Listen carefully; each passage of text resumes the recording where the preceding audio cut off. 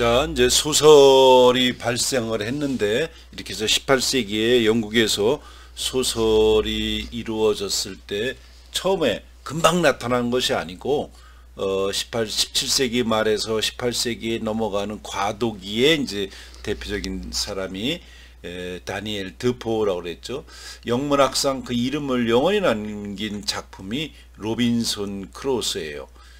그의 처녀작이라고 해도 좋은데, 이는 배가 난파돼서 혼자 무인도로 표류한 사나이가 그곳에서 착실하게 생활해 나가는 모습을 극히 사실적으로 묘사한 작품인데, 모든 것을 실제로 보고 본 듯이 또 보고 온 듯이 치밀하게 그려서 박진감이 있다. 있는 그대로 그린 것 같다. 그의 소설은 악당의 일대기라고 하는 형식으로 이른바 악당 소설이 많고, 그 사실적 수법 때문에 영국 최초의 근대 소설로 간주된다. 이야기는 있는 그대로 핍진성 있게 묘사한다고 그러죠. 그래, 신발이 저 섬에가 떠 있는데 몇 센치가 되고 그 옆에는 뭐가 있고 정말 있는 그대로 된 것처럼 소설을 묘사했다. 특징이 바로 소설의 특징인 verisimilitude. 이건 뭘까요? verisimilitude 하면 있는 그대로 자세히 묘사한다. 이게 이제 한자 말로 쓴다면 핍진성 있다 이런 뜻이에요.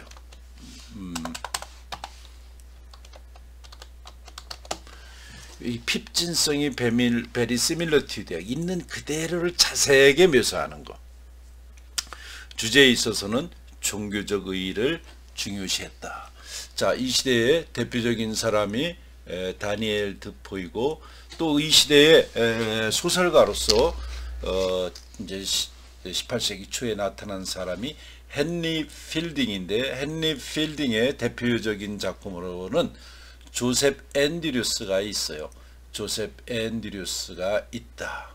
또 파멜라의 탐 존스, 이 헨리 필딩의 또 대표적인 작품은 탐 존스인데 굉장히 뭐 600페이지가 넘는 것 같아요.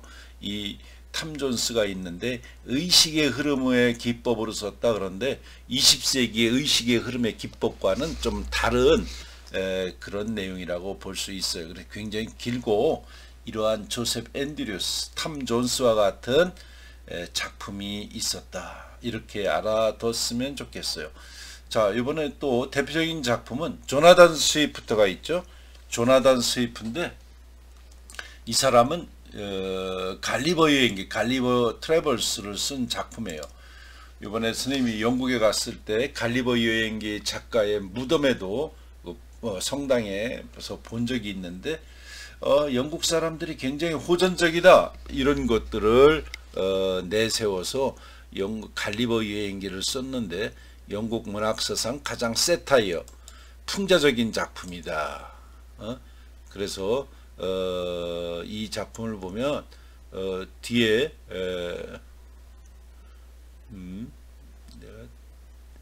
내가 빼놓은 것 같은데, 갈리버 여행기인데 굉장히 이 작품도 그 영국 사람들이 야후 같은 것들도 여기서, 야후라는 얘기도 여기 나오고, 소인국, 대인국, 릴리프트의 나라가 나오고 그러는 것도 이 갈리버 여행기죠.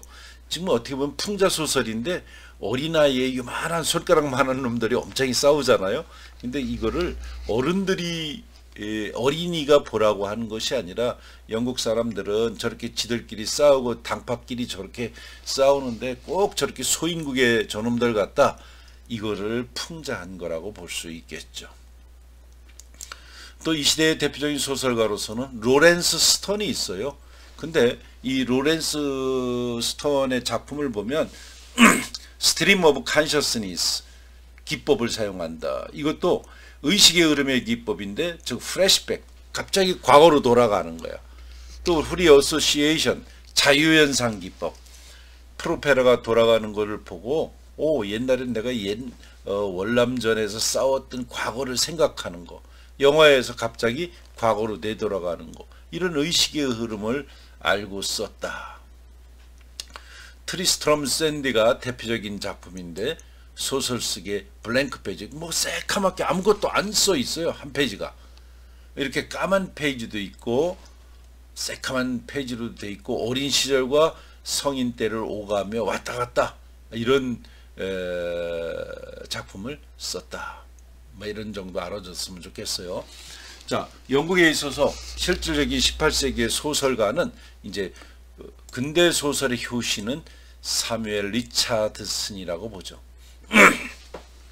영국의 최초의 소설가 하면 사뮤엘 리차드슨이에요. 이 사람의 대표적인 작품이 파멜라죠. 파멜라. 최초의 진짜 소설이다. 인간의 심정을 들여다보았고 인간의 성격 효과들을 보여줬다. 파멜라가 어떻게 순결을 지키며 몸을 펼쳐나가는가 하는 이야기죠. 그 당시 흥미없던 사람들에게 인쇄술이 개발되면서 여자들의 심정을 이용하고 실생활을 이야기해서 관심을 끌었다. 그래서 이 사뮤엘 리차드슨의 파멜라가 영국의 최초의 소설이라고 볼 수 있겠습니다. 그래서 많은 학자들은 사뮤엘 리차드슨의 파멜라를 영국 소설의 효시로 봅니다.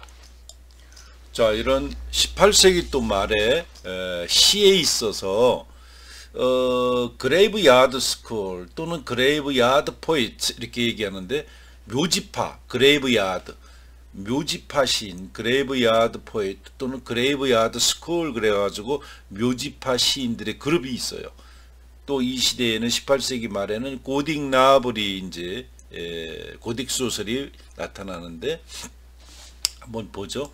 18세기 말 합리주의 세계가 저물어갈 즈음에 신고전주의와 네오클라시즘과 로맨티시즘, 낭만주의 과도기에 속하는 일군의 시인들이 나타나는데 이들이 바로 표지파가 아니라 묘지파 시인들이었다. 그러니까 18세기 말쯤에 어떤 슬픈 노래, 말하자면 시를 쓴 사람들을 그레이브 야드 스쿨이다 이렇게 얘기합니다.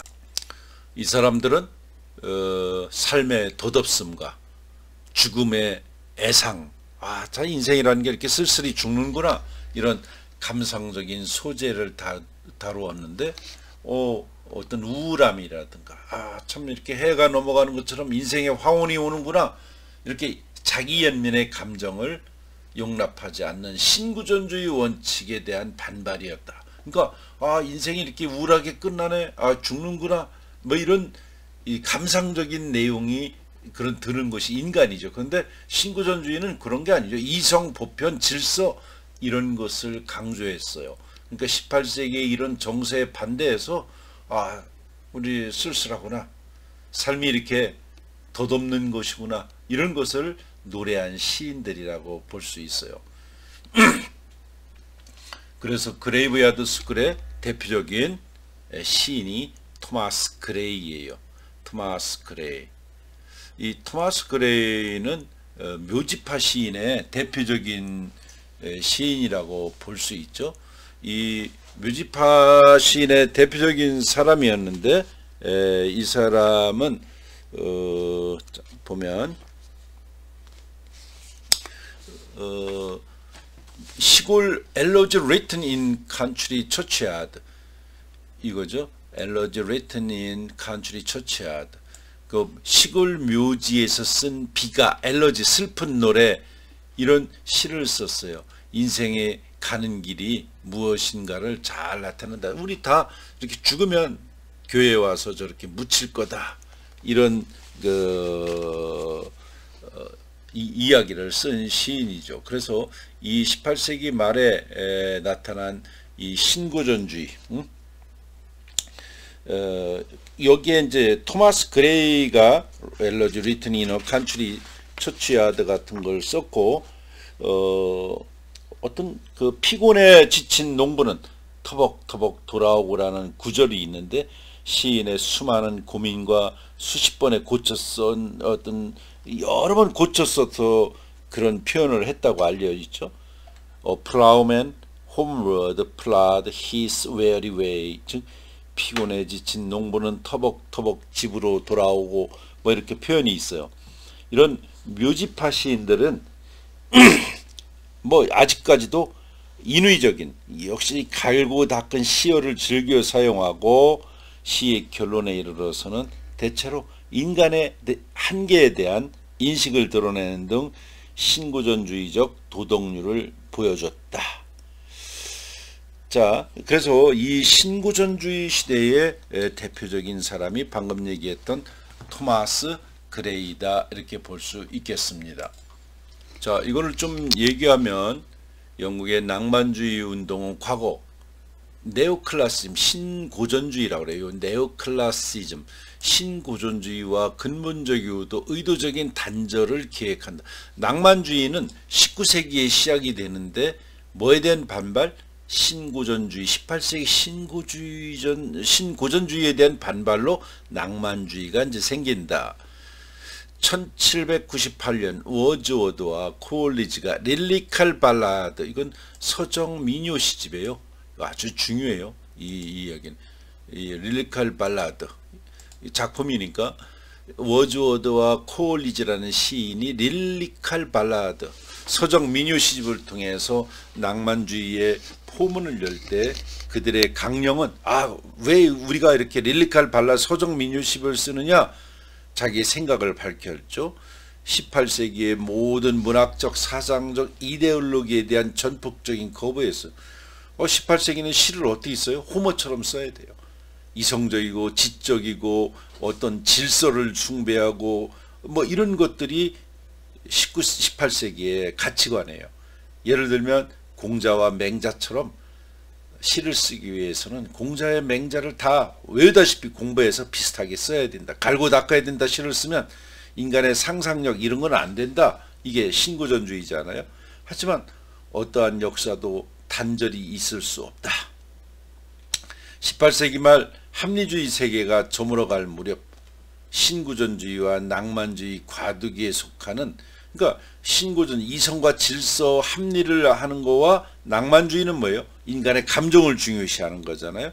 이 과두기 속에 양쪽 다 왔다 갔다 하면서 두 가지 특성을 보이는 시인이 나타났는데 그 사람이 아까 얘기한 것처럼 더 그레이브야드 스쿨, 묘지파 시인 그룹이다. 스쿨.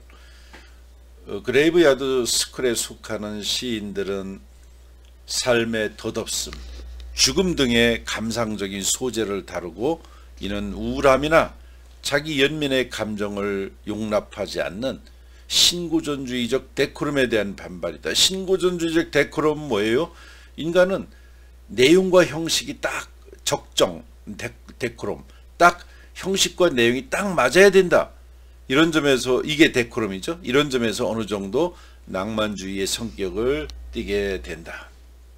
예컨대 토마스 그레이의 엘러지 리튼 이너 컨츄리 처치야드는 다분히 애상적인 슬픈 어조로 저녁 무렵 자연의 모습, 즉 죽은 후의 사후 생 등에 대한 명상을 시도한다. 물론 이런 류의 시들은 아직 인위적인 시어를 사용하고 뭐 공자 맹자처럼 잘 다듬어 사용하고 있으며 결론에 이르러 인간의 평등, 인간의 한계 등 인식을 하게 되죠. 이 한계 등의 생각을 하게 된다. 신고전주의적 도덕률을 견지하고 신고전주의의 도덕률이라는 건 뭘까요? 이성, 합리, 질서 같은 것이죠. 이런 것들은 이제 한계가 있고 그로 인해서 완전히 낭만주의의 개인적 차원에는 다다르지 못한 것으로 된다. 아직도 공자 맹자처럼 써야 된다는 생각을 해서 낭만주의까지는 가지 못했다.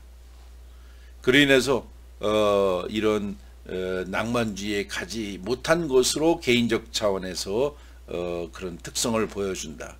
이 과도기적 현상으로 설명된 이유가 바로 그런 거다. 그래서 여기에 대표적인 사람이 에드워드 영이라는 또 시인이 있어요. 에드워드 영. 이런 사람도 한번 알아둬야 될 필요가 있다.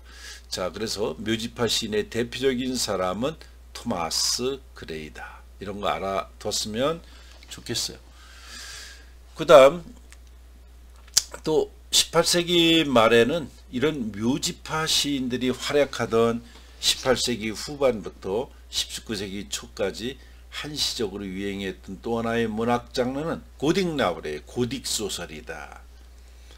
18세기 초 영국에서 소설 장르가 출현할 수 있었던 정신적 풍토는 신고전주의였다.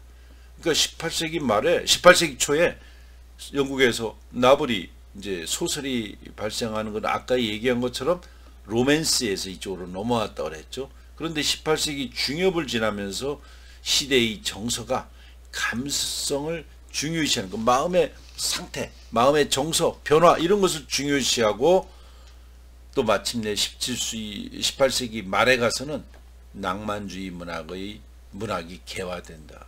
낭만주의 문학은 뭐예요? 우리 하겠지만 이런 질서, 이성, 합리 이런 것이 아니라 인간의 마음이 중요하다는 거예요. 상상력 이런 것이 중요시하는 것을 낭만주의라고 하죠.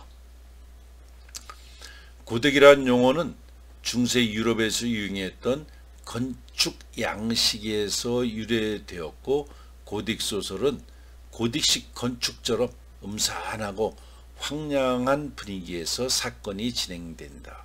그러니까 에드가 알란 포의 소설 같은 거 보면 검은 고양이가 뭐 이렇게 음산한 거 이게 고딕 나블이에요. 자, 고딕 나블의 특징과 의의를 한번 볼 필요가 있어요. 그래서 이 고딕 소설은 한번 알아둬야 되겠다. 일종의 로맨스는 아직 현실적인 얘기를 못 다루는 거죠. 고딕 나블은 18세기 후반에서 19세기 중엽까지 유행한 소설 양식이다. 그러니까 한 100년에 걸쳐서 이런 괴기한 소설 같은 것이 나타났다. 이렇게 보면 좋겠어요. 대개는 황폐한 저택, 어두운 숲, 구불구불한 계단, 비밀통로, 고문실이나 괴물의 영상, 저주종, 초자연적이고 기괴한 이야기들을 통해 독자에게 신비감과 공포감을 주려 한다는 것이지. 고딕 나블은 19세기 억압된 사회에 대한 불만과 탈출 욕구를 반영하고 작가들과 독자들은 사회와 환경에 대한 분노를 소설 속의 악마를 통해 분출시킴으로써 대리만족을 얻게 된다. 메어리 셸리의 괴물은 셸리의 가족과 사회에 대한 무의식적인 분노이고 샬롯 브론테의 자신의 분노를 다락방의 광녀를 통해서 표현하고 있죠. 고딕 노블은 반사회적 의미를 감춤으로써 의식을 통해 표출하는 것으로 해석되기도 한다. 자, 어쨌든 이 고딕 나블의 이제 특징들을 한번 여러분들이 다음 것까지 읽어보시기 바랍니다. 어쨌든 괴기한 소설을 고딕 나블이라고 하고 그렇다. 18세기 말 19세기 중엽까지 한 100년간 유행했던 소설의 형식이 고딕 나블이다. 이렇게 볼 수 있겠죠. 자, 그 다음 프리로맨틱스, 낭만주의의 프리, 앞에 있는 거, 낭만주의의 전조, 앞전자지. 이번엔 조짐이 나타난다. 프리로맨틱스라고 그러죠. 낭만주의는 워드워즈, 셸리, 바이런, 키처와 같은 이런 사람들에 의해서 19세기 초에 굉장히 유행한 문학 장르를 로맨티시즘, 낭만주의라고 그래요. 근데 이러한 낭만주의가 나타나기 전에 신구전, 네오클라시즘, 신구전주의가 있었잖아요. 근데 신구전주의 끝무렵과 낭만주의의 초엽에 두 시인이 있는데 이 낭만주의의 어떤 이런 맹아, 싹을 보여준 작가가 누구냐면 로버트 번즈와 윌리엄 블레이크예요. 로버트 번즈와 윌리엄 블레이크다. 이런 사람들은 낭만주의를 예비한 위대한 시인들이었다. 이 로버트 번즈는요, 스코틀랜드 사람이에요. 저 영국이 이렇게 돼 있지만 저 윗부분에 있는 게 스코틀랜드잖아요. 그래, 이번에 선생님이 갔다는 얘기를 자꾸 하게 되는데 여기 가보니까 여기는 뭐 옛날에 스코틀랜드는 굉장히 철학도 발전하고 그랬던 거죠. 16세기, 17세기에도 막 철학도 발전하고 굉장히 우수한 사람들이 많이 살았고, 아담 스미스도 스코틀랜드 출신이죠. T. 흉과 같은 철학자들 다 이 스코틀랜드 출신이에요. 스코틀랜드 출신인 번즈는 개인적인 삶과 예술 두 영역에서 고전주의적인 취향하고 엄격하고 인습적인 도덕열 이런 것들을 부정하고 소박한 서민의 삶과 그들의 순수한 감정을 열정적인 시로 표현했다. 자, 어떻게 보면 이 로버트 번즈는 아직도 신고전주의의 취향이 남아있는 것이죠. 자, 그래서 이 로버트 번즈는 농부 시인이에요. 번즈의 고향에서는 굉장히 그 번즈를 엄청나게 축혀 세워요. 농부 시인으로 600개 이상의 릴릭 서정시를 썼죠. 릴릭 서정시예요. 스코틀랜드 지방 방언을 많이 쓰고 영국 노래로 많이 지어졌고, 토속 버네큘러 토속적인 언어, 스코틀랜드의 자긍심을 고취하고 문학이 있음을 알리는 작가가 로버트 번즈였다. 그래서 올드랭사인, 우리가 졸업식 때 옛날에 불렀던 올드랭사인도 로버트 번즈의 작품이라고 볼 수 있어요. 한번 여러분들이 인터넷에서 찾아서 올드랭사인을 한번 들어보시기 바랍니다. 자, 이 시대의 대표적인 작가가 로버트 번즈였다, 이렇게 알아두고, 또 이 시대의 대표적인 시인으로서의 작가는 윌리엄 블레이크예요. 그래, 윌리엄 블레이크는 참 상상력도 풍부하고, 이 사람은 화가였어요. 그림도 직접 그리고 또 자기가 시집을 냈는데 스스로 그림을 그리고 동판에다 그림을 그려서 그걸 물감을 붙여서 시집도 그림에다가 시를 쓰고 같이 이러면서 동판 그림 작가라고 볼 수 있어요. 그래서 윌리엄 블레이크는 굉장히 중요한 사람입니다. 그래서 영국 문학사상 가장 독창적인 시인 가운데 한 사람으로 평가되는 사람이 블레이크예요. 블레이크는 자기의 그 시를 쓰고 그림을 통해서 자신만의 거대한 신화의 세계를 구축하고, 그 속에서 인간의 영혼 속에 갈등하고 있는 두 개의 힘, 선과 악의 충돌, 이런 것들을 다루었다고 볼 수 있어요. 그 어떻게 보면 요새 디카시라는 거 있죠. 디지털 카메라로 사진을 찍고 거기에 시인의 감상, 마음을 또 시로 써서 붙이고, 그러니까 사진을 찍고 거기에 시를 쓰죠. 이게 디카시라, 디지털 카메라의 사진과 시를 합성한 거예요. 그래서 중고등학교에도 디카시가 많이 나와 있어요. 이런 디카시와 같은 것을 쓴 사람이 블레이크다, 이렇게 보면 되겠죠. 블레이크는 이성과 법칙, 전통적인 종교를 거부하고 인간은 오직 감각과 상상력을 통해서 성취를 이룰 수 있다. 이 사람이 중요한 게 어떤 감각과 상상력을 통해 성취를 이룰 수 있다. 이 앞에 18세기는 감각과 상상력 안 돼요. 이성, 질서, 보편 이런 것들을 중요시하는 거 아니에요. 그러니까 블레이크가 신을 이성과 압제를 상징하는 존재로 봐. 신은 이성과 압제를 상징하는 존재예요. 사탄을 에너지와 자유를 상징하는 존재로 봐요. 그러니까 사탄이 자유와 에너지를 상징하는 거예요. 18세기 세계관을 아주 전면적으로 뒤집어 엎는 것이죠.